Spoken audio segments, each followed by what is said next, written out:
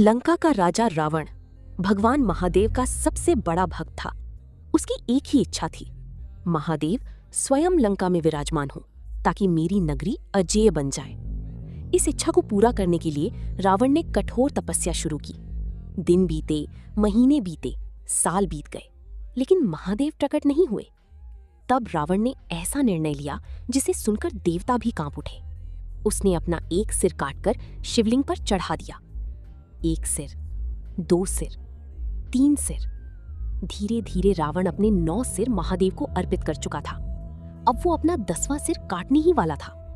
तभी पूरी धरती कांप उठी। आकाश में तेज प्रकाश फैल गया और एक गूंजती हुई आवाज आई, रावण, मैं तुम्हारी भक्ति से प्रसन्न हूं। स्वयं महादेव प्रकट हुए। उन्होंने रावण के सभी सिर वापस जोड़ दिए और उसे एक दिव्य शिवलिंग प्रदान किया।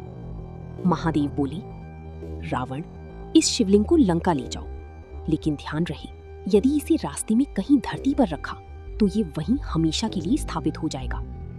रावण खुशी खुशी शिवलिंग लेकर लंका की ओर चल पड़ा, लेकिन देवताओं में भय फैल गया।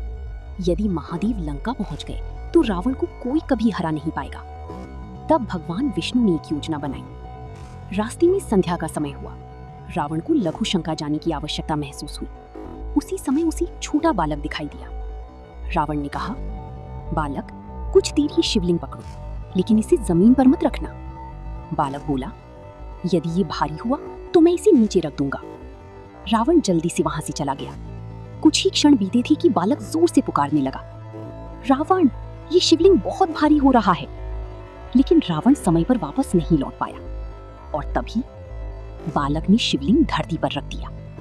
रावण दौड़ता हुआ वापस आया। उसने पूरी शक्ति लगा दी। धरती कांप उठी, पहाड़ हिल गए, लेकिन शिवलिंग अपनी जगह से जरा भी नहीं हिला। क्रोध में रावण जोर से चिल्लाया, नहीं।